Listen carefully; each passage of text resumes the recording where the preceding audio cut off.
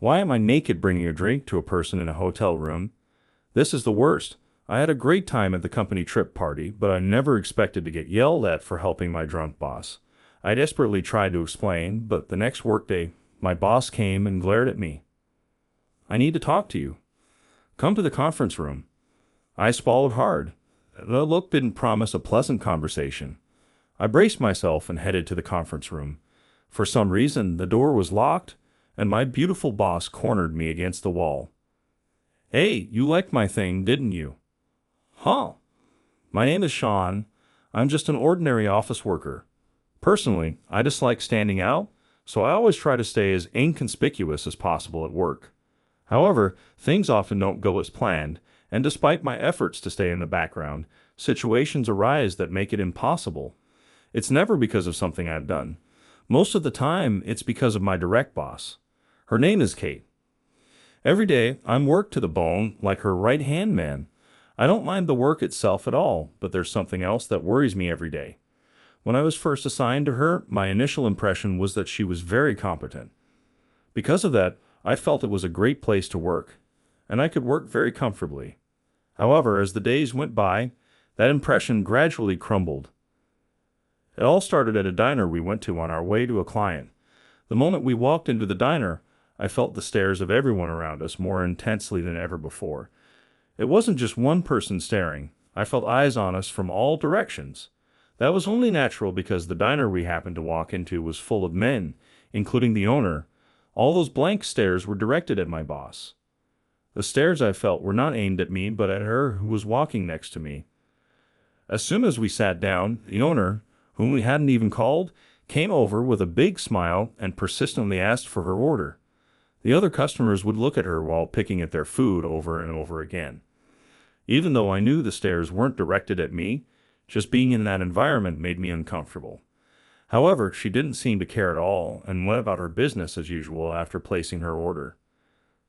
From my time working with Kate, I realized that she was someone who could subtly be considerate to her superiors and also be attentive to me and our junior colleagues. She was always observant of those around her. Someone like that couldn't possibly be unaware of the uncomfortable stares that even I, a man, felt. I realized that without me noticing, she had been enduring these stares every day as if it were nothing. When I thought about that, I couldn't help but be impressed. However, the fact that I realized this shattered my own peace. Since the incident at the diner, my nerves have been on high alert to everything happening around her. It wasn't just the diner. Even within the office, she attracted a lot of attention, particularly from male employees who would make unpleasant comments behind her back or make offhand remarks that sounded like invitations to dates during casual conversations at work. It was the kind of stuff that would make my face show discomfort if I were in her place, but these things happened around her every day. Even though it wasn't directly about me, she was my direct boss. While it was just a work relationship, I felt a certain affection because of how much I relied on her. Thinking about how she felt was extremely painful for me, and since she was in the spotlight, her colleague me also attracted attention. It was because of her that I became overly sensitive to my surroundings, and as a side effect, I started to notice the attention directed at me as well. The most common feeling among these was jealousy. She was admired by many as an ideal woman. Working under her was something to be proud of, regardless of gender, and I was the only one working in that position, so it was only natural that jealousy and envy were directed at me. Still, once I became aware of it, my life at the company was far from peaceful. I once overheard some male colleagues talking about me behind my back. Why is he so blunt when he's working under such a beautiful boss? Maybe he's not interested in women. If it were me, I wouldn't leave her alone. If he's not interested, maybe he could swap with me. Indeed, I had never felt such emotions towards Kate as they did. There were times when Kate made small talk and asked, "Scene, do you have a girlfriend?" But I would respond with, "No, I don't." Anyway, about this schedule here and dive back into work. In fact, I had never felt such emotions towards any female colleagues. I had never deeply thought about it before, but I guess I disliked the idea of mixing my personal and professional lives. However, from the perspective of the female employees, this made me seem serious, and they rated me highly as a faithful man. Sean is reliable and a good person. I heard he doesn't have a girlfriend right now. Maybe I should go for it. I sometimes overheard these comments, but I didn't feel particularly happy about them. Hey, Sean, are you listening? Sorry, I wasn't. What was that? It seemed I had been lost in thought during work, even while my boss was talking. When I looked at her, she was giving me a strange look. That's not like you. Is something wrong? Wrong. Are you feeling unwell? Do you need to take the day off? No, I'm fine. I'm sorry, but could you repeat what you just said? I was asking about the progress of the report for tomorrow. Are you sure you're okay? You look more tired than usual. I took a deep breath and rubbed my eyes. Really, it's fine. I was just about to show you the materials. Here they are. Please take a look. Wow, you're so quick. You're such a big help. But you look a bit down. Down? Are you excited about next week's trip or something? Next week is a company trip. Are you secretly looking forward to it? Kate poked my shoulder with her elbow, wearing a mischievous grin. Don't lump me in with you. Isn't that more your thing? You really get me. Last year, I couldn't really enjoy it, so this year I'm really looking forward to it. How can you be so excited about a company trip? Of course, it's a great chance to bond with colleagues. Plus, she stared intently at my face. When I met her gaze, she looked away. You might even get your first girlfriend, Sean. I was baffled by the out-of-the-blue comment. Huh? That's none of your business. Anyway, please check these materials. With that, she waved the documents and walked away. I'm sure I've told her I'm not interested in office romances. When I once told her that I've never had a girlfriend, she was genuinely shocked. She said people who don't date in school have a harder time as adults. Then she patted my head sympathetically. In the end, she even said, "Good luck." I was annoyed and snapped back at her, but she just laughed, finding it amusing. It's true I've never had a romantic relationship. Still, during my school years, I did have crushes. In a school that combined elementary, middle, and high school, I spent my days studying. My parents were strict, so I never hung out with friends or watched anime or read comics. On my days off, a tutor would come to our house, and I'd spend all day studying. It felt a bit stifling, but I worked hard to see my parents' happy faces when I got good grades. Maybe because of my hard work, or because my parents were worried about their son who only cared about studying, they told me I could go to any college I wanted and pursue my interests. So I chose university that I was interested in, even though its academic ranking was a bit lower. But naturally, I had to deal with communicating with others there. In elementary, middle, and high school, I only focused on studying, so I found it difficult to have conversations with people. Because I never enjoyed any of the typical childhood entertainments, I couldn't keep up with topics that others my age knew about, and I couldn't tell interesting stories. Eventually, I started to feel more and more isolated on campus. But there was one woman who didn't abandon me. She was a bit of a wild character from the same department. She had a personality that made her approachable to everyone, and I was no exception. Even though I wasn't good at talking, she would laugh at my attempts and keep talking to me. This was a first for me, and I found myself gradually drawn to her. This was my first love. We were in the same tennis club, so we started talking more. As I grew more attracted to her, I mustered up the courage to confess my feelings. But maybe it was too sudden, because she looked a bit troubled and said, "I need some time to think." I thought I might have messed up, but I also thought that if she didn't like me, she would have rejected me right away, so maybe there was hope. But a few days later, while I was anxiously waiting for her response, I stumbled upon her talking with some friends. "Hey, you know Sean?" "Oh, that guy from the same club?" Yeah, I think he totally likes you. He actually confessed to me." "What? No way. You should totally go out with him." "No way, he's such an idiot." I couldn't believe she thought of me that way behind my back. I felt so embarrassed and hurt for not noticing and thinking I could talk to her. I ran away from there as fast as I could. It was still morning, but there was no way I could attend the afternoon classes. I went back to my apartment and didn't leave for several days. Thus my first love ended in the worst possible way, without anyone knowing. Since then, I've found it difficult to talk to women, and I entered adulthood without any romantic experiences. Because of this, I have a negative image of romance. Seeing a male coworker flirt with our boss makes me feel uncomfortable, and even when a woman seems to show interest in me, I don't feel anything. On my way home, my boss Kate called out to me. We often walk part of the way home together, so when our schedules align, we go home together. Today was one of those days. You seemed a bit off today. Are you really okay? Yeah, somehow. We talked while walking home.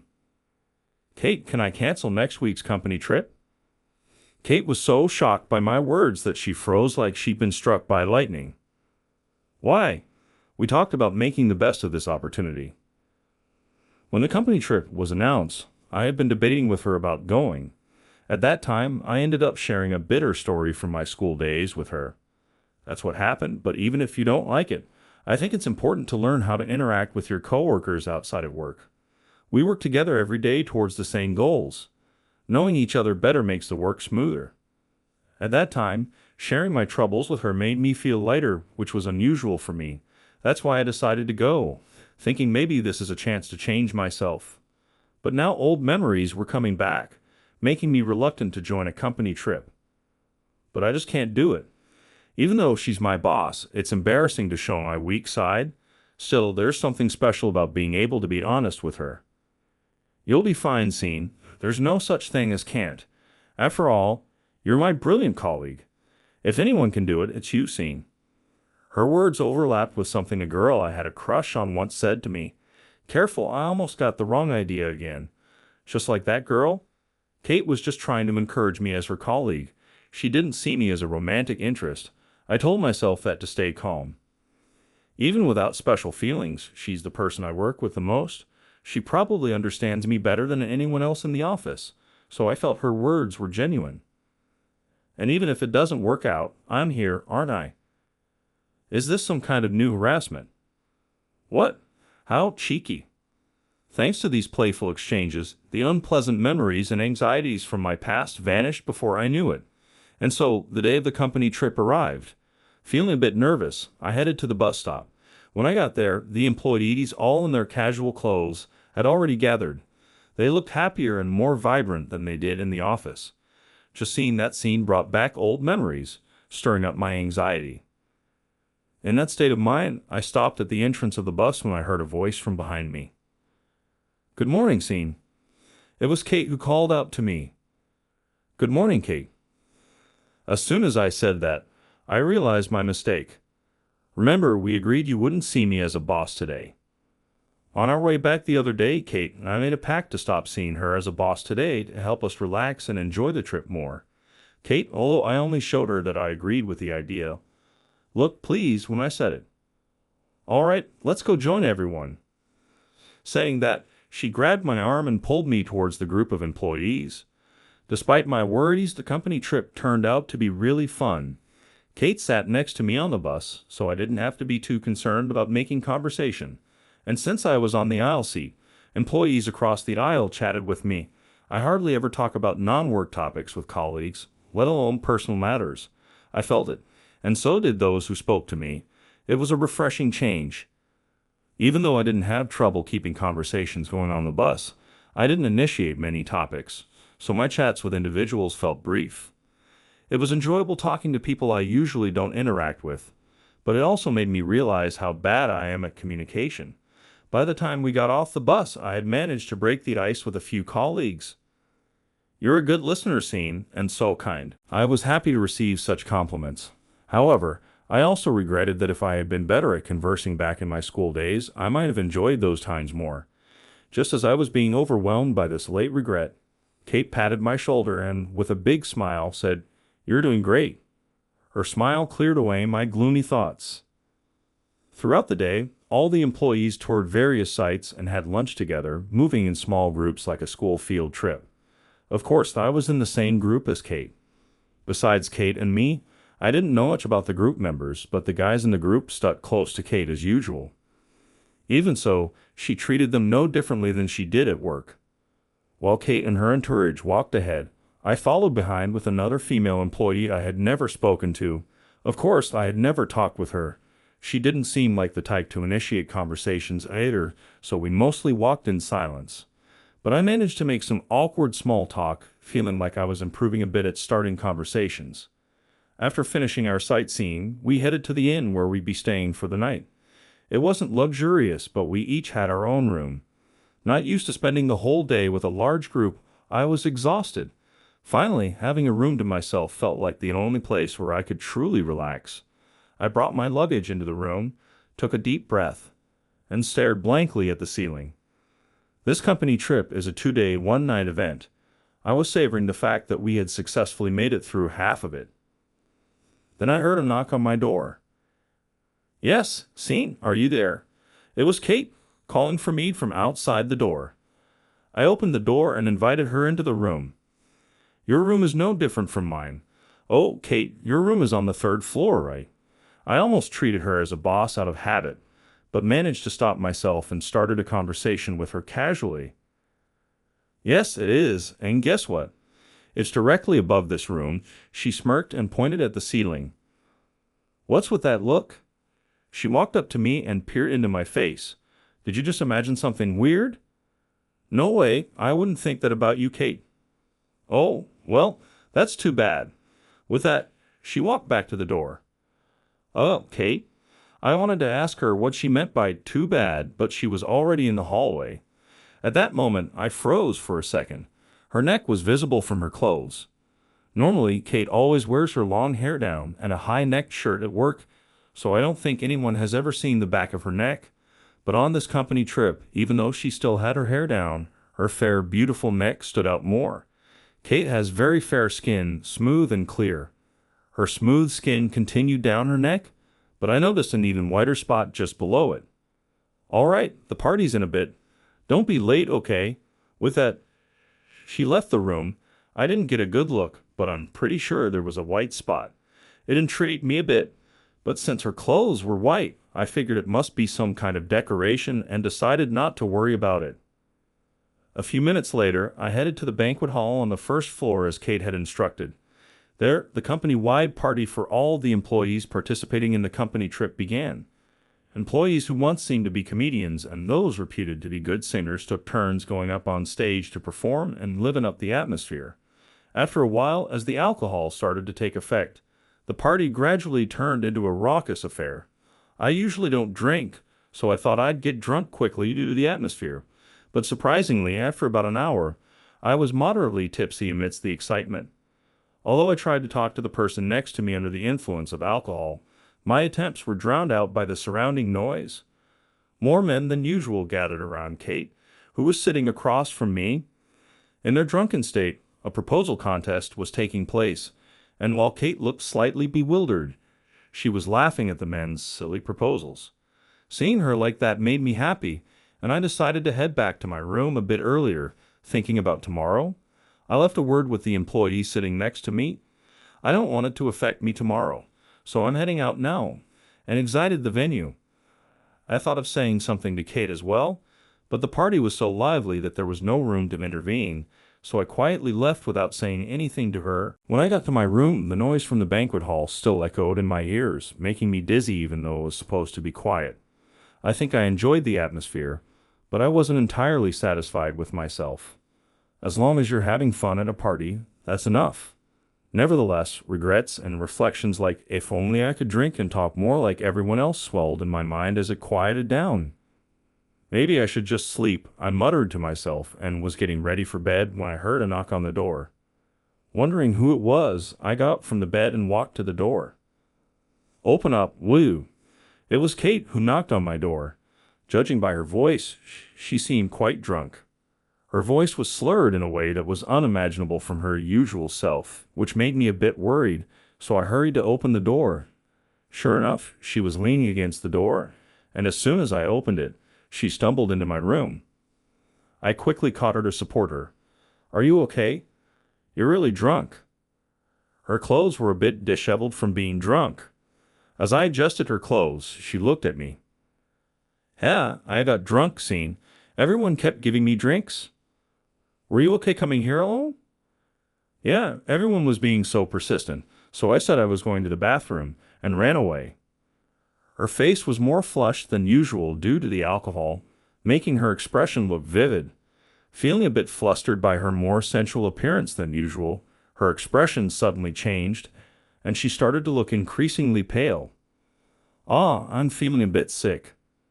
Sensing something bad might happen, I quickly took her to the bathroom in the room, and my bad feeling was spot on. She threw up in the toilet until her stomach was empty. After a while, she seemed to have calmed down. She sat there, exhausted from throwing up. "Kate, are you okay?" I asked, and she responded with a small nod and a faint voice. After a while, she suddenly stood up and turned to me. "Are you okay?" Her expression was very calm, and she was smiling. "Yeah, I'm fine now." However, her face was pale, and it seemed like she was still feeling sick. I supported her and helped her sit on my bed, then handed her a bottle of water I had bought and kept in the fridge. She took the bottle, drank some water, and took a deep breath. Then her complexion quickly returned to normal. "Yeah, I feel better now. Thank you, Scene, and I'm sorry for showing you something unpleasant." "It's okay. If I had left you like that, my room would have been covered in your vomit. If that had happened, I would have lost face as your boss. Also, how do you treat me?" "Oh, but it's hard to change. I usually see you as my boss. You need to get used to it. It's important for improving communication." I'm already being flexible. Originally, there was a plan for me to be casual with Kate during this company trip. She said that would be best, but I felt it was too sudden and awkward, so I immediately rejected it. "Yes, Kate." "Good. So did you talk to a lot of people today?" "More than usual from the looks of it." "Not that much, huh? You really should talk to everyone more. You're popular after all." "I'm not sure about being popular, but I do think I should talk more." "It's also the fault of everyone around you. They have no eye for talent if they're ignoring you, Scene." "Ah, ma'am, something seems off with Kate. Because I'm your boss. You're good at your job and a nice guy. I want you to get along with everyone." Her angle started to sound like a drunk person's. "Yes, I'm really glad you think so, but for now, maybe you should go back to your room." I urged her, but she wrapped her arm around my neck and pulled me closer. "You're my pride and joy, you know that." Drunk as she was complimenting me with a cheerful smile. Even though she's drunk, it's nice to be praised. As I opened my mouth to thank her, she suddenly seemed satisfied after saying everything she wanted to and let go of me, saying, "I'm sleepy," and started to take off her clothes. "Hey, Kate, this isn't your room." I tried to stop her from undressing, but she had already taken off her clothes, leaving her in just her underwear. She even tried to take off her underwear, reaching behind her back and saying, "It's tight," as she tried to undo the look. Thinking this was seriously bad, I grabbed her hands just in time as she was about to unhook it and managed to stop her. I sighed with relief at having stopped a disaster, but before me was her beautiful body. Even through her suit, I thought she had a great figure, but seeing her in person, it was even more striking. At the same time, I noticed her secret. She had a large white birthmark running down her back. Upon closer inspection, the birthmark extended up to the nape of her neck. What I saw that time wasn't my imagination. Without worrying about any of that, she said "bed" and collapsed onto my bed in front of her, falling asleep immediately. The damage seemed to be limited to her upper body. Seeing her sleeping peacefully with little snores, I realized the situation had calmed down a bit, so I carefully covered her upper body with the top part of her clothes she had taken off. Then I sat next to the bed where she was sleeping and started researching the white patches on her skin using my phone. What came up was a disease called vitiligo. It seems that this disease causes a reduction in the cells that produce skin color, resulting in white patches all over the body. While it doesn't directly cause pain or itching, many patients suffer from the appearance-related aspects of the disease. That's why she always wore high-neck tops to hide it. Hiding it means she must be conscious of it. Her appearance is different from others. She must have had a tough time during her childhood. Thinking that way made me see her differently, from a beautiful and cheerful girl to someone quite different. Worried that she might catch a cold if left like this, I laid her down properly on the bed and covered her with a blanket. Then I sat on the sofa alone, gazing at her sleeping face. Speaking of which, she hardly ever talks about herself, always about me, but considering she has such a secret, It's probably not a good memory for her, especially since I'm her colleague. I can understand why she wouldn't want to tell me. Still, having seen what I did, it might be a chance to get to know her a bit better. But how should I bring it up? While I was pondering this, before I knew it, dawn had broken and the sun was starting to rise. The morning sunlight started streaming in, waking her up. She sat up and began looking around, noticing the chill. She looked at herself and then at me. "Oh, good morning." Before I could finish my greeting, she'd hurriedly pulled the quilt over her upper body to cover herself. "What?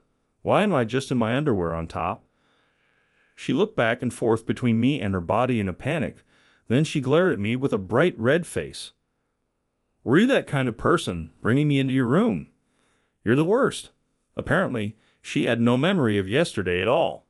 I sighed deeply and explained, "Kate, you came into my room on your own and undressed. Do you usually have a habit of doing that?" At this, she froze as if remembering something. Then, trembling and turning even redder, she curled up. Well, when I drink too much, I'm really sorry." It seemed she had calmed down a bit, and she apologized. Feeling sorry for her, I hastily handed her my jacket. "It's okay. You'll catch a cold, so please wear this." She adjusted her clothes in embarrassment, put on the jacket, and apologized to me again.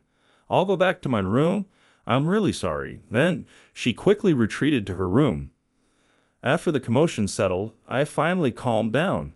We didn't touch on the subject of her white bruise at all, but there wasn't really a chance to. Maybe she doesn't care about it as much as I thought. I guess she doesn't want people talking about her skin. I should forget it. It's better for her. In the end, I decided not to ask her about the bruise and kept it to myself. As I was thinking this, I started to feel drowsy, finally drifting off to sleep. Though I only managed to sleep for about 2 hours, soon it was time to check out of the inn, and I boarded the large bus. After that, the company trip ended without any problems, and life returned to normal. Because of the trip, I started talking to people in the office more, but my communication skills didn't improve overnight. Still, I hope I can gradually get better at it. I'm really grateful to Kate for creating this opportunity. But as soon as I arrived at the office, Kate called me over. She told me to come to the meeting room at a specified time. I was pretty sure the meeting room was free at that time. However, her expression and tone were more severe than usual when she stopped me. Worried that I had done something wrong, I entered the meeting room. Before I could ask, Kate locked the only door and, without turning on the light, pushed me against the wall. "What is this about? How did you light my body?" Her expression was different from earlier. Now she had a mischievous grin. I was thrilled by her devilish smile and the situation I was in. "Huh," I replied in a hushed voice. Seeing my reaction, she grinned even more and said, "You liked it, didn't you?" I remembered seeing her upper body on the night of the company trip, and my heart started beating faster again. Then she took her hand off the wall and pulled at the neck of her high-neck top. This is a condition called vitiligo, but white is originally a beautiful color, and it didn't look bad, right? I don't think it's bad at all, or do you think it's weird?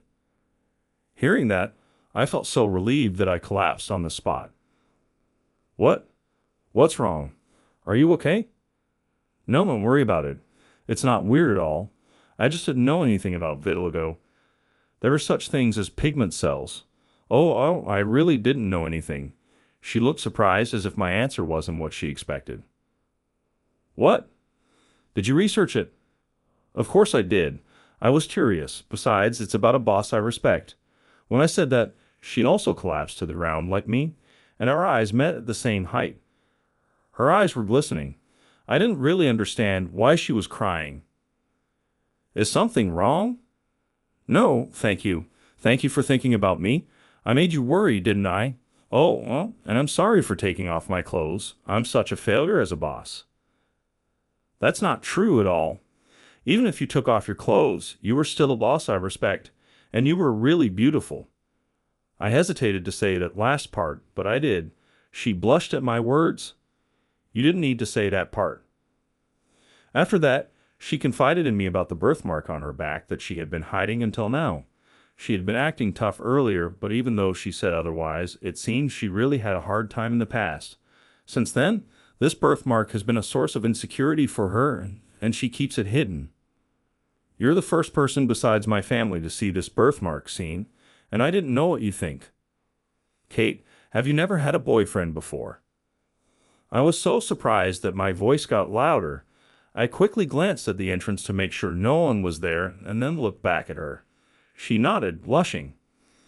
Even if you say that scene, you've never had one either, right? Why are you trying to compete with me on this? I'm not competing. It's just, I'm popular.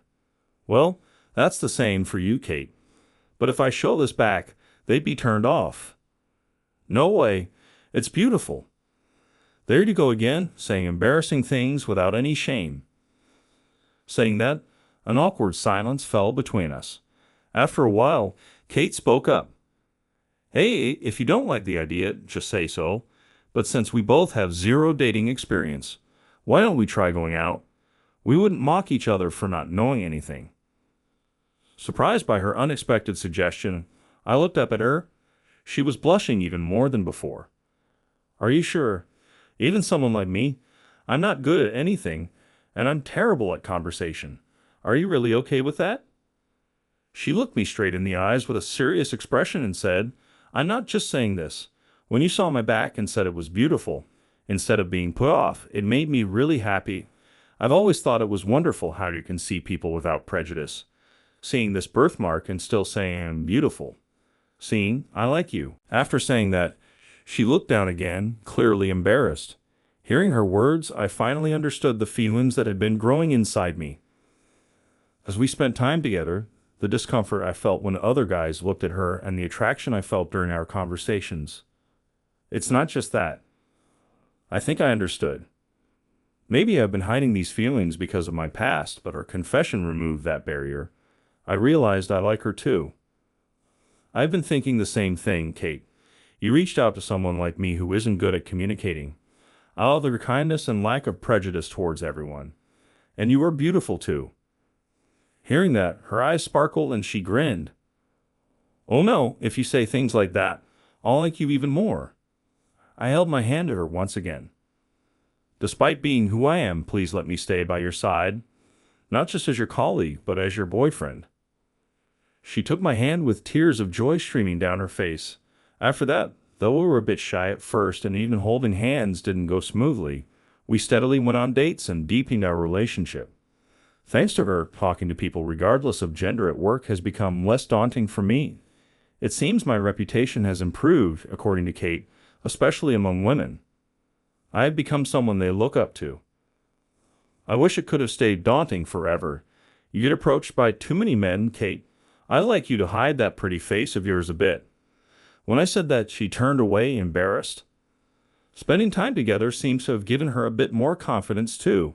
She said, I'm still a bit worried about wearing swimsuits because of how guys look at me, but I might be okay in a spot where there are only women.